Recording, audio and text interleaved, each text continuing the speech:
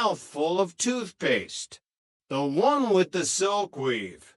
I can't go back to television center looking like a casual laborer. Raquel walked in, holding a steaming mug of tea and looking more skeptical than a tax inspector at an offshore bank. Del, are you sure this wasn't a prank? You know what Mickey Pierce is like. He once convinced Denzel he'd won a trip to space. Del paused his frantic search through a drawer full of mismatched socks and knockoff watches. Mickey Pierce doesn't have the vocal range of a BBC producer, Raquel. This was official. He said the researchers got their knickers in a twist.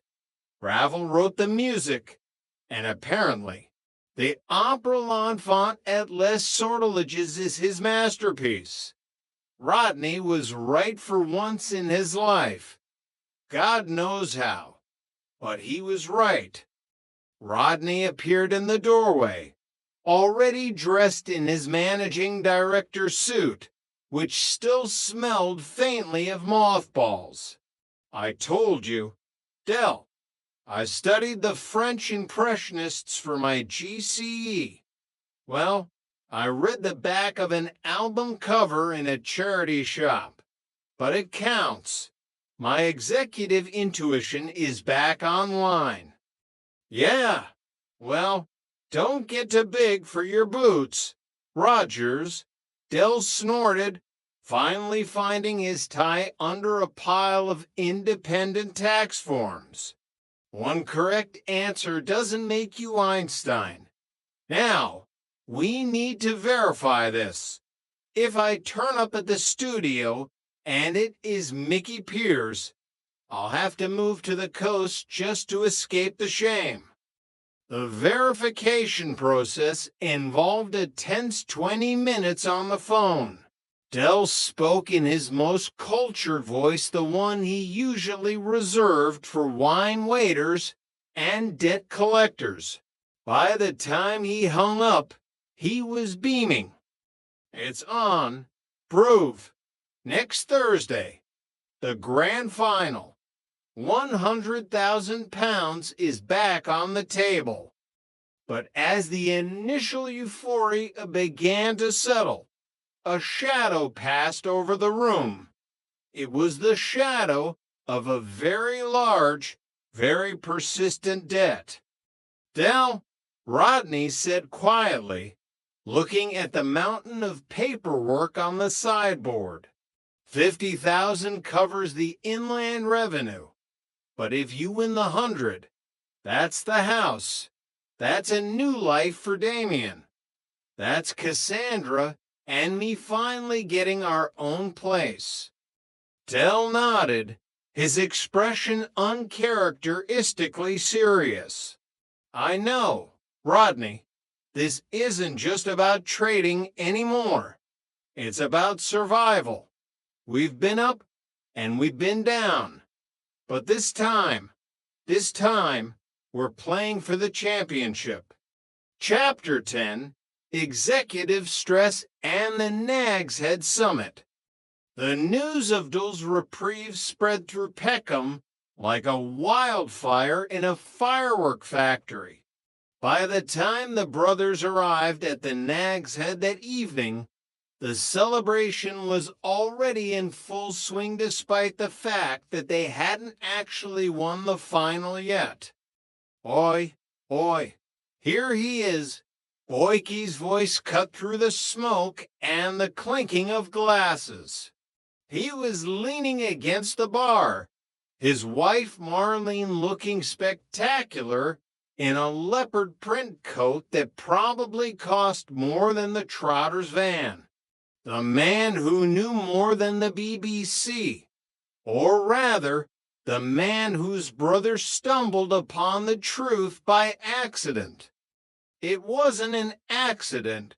Boyke, Rodney insisted, adjusted his glasses.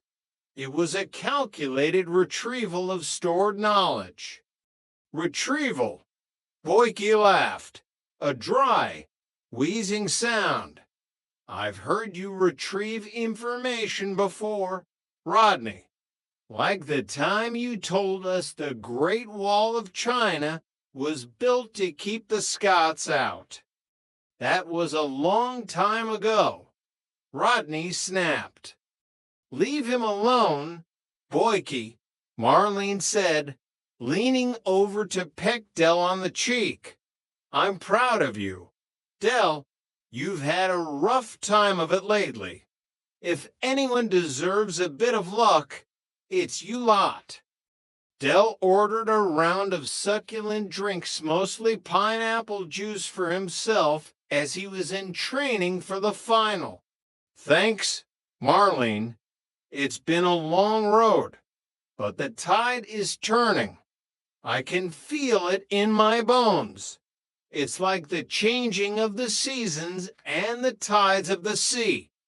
You sound like a bad Hallmark card, Dell said, grumbled from behind the bar. Just make sure you don't kick the podium over this time. The BBC sent me a letter asking for your address to bill you for repairs. Tell them I've moved to the Sultan of Brunei's palace. Dell winked. Trigger wandered over, holding a pint of bitter and looking more confused than usual. All right, Dell, I heard you're going back on the telly. Are you going to be on the bill? I like the one with the sirens. No, Trig, the quiz show. Gold Rush. Oh, well, if you see that Jonathan Ross, tell him I hear voices. He might give me a job in the audience. As the night wore on, the weight of expectation began to press down on Dell. It wasn't just the money. It was the pride. The Trotter name had been dragged through the bankruptcy courts. They had been the laughingstock of the estate. Winning this wasn't just about the cash. It was about the comeback. You okay, Dell? Rodney asked as they walked back to the van later that night. Yeah, Rodney. Just thinking. We've had a lot of this time next year's, haven't we? This might actually be the one. It will be, Dell. Just don't mention King Edward when they ask about potatoes this time. Chapter 11.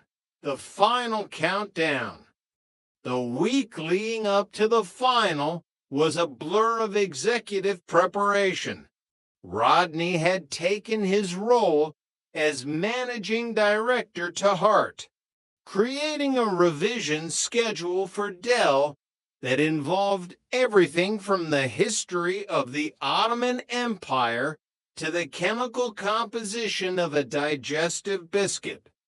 Rodney, I'm a trader, not a university professor, Dell complained, throwing a book on Greek mythology onto the sofa. I don't need to know who the god of thunder was. I just need to know how to spot a bargain. Knowledge is power, Dell, Rodney replied, pacing the room with a clipboard. If they ask you a question about the Parthenon, you can't just say it's a Greek restaurant in Streatham.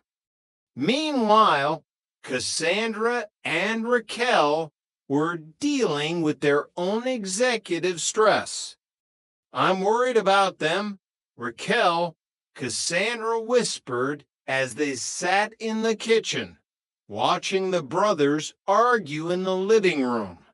Rodney's so focused on this managing director thing, he's starting to believe his own hype. And Dell looks tired. Raquel nodded, stirring a pot of stew.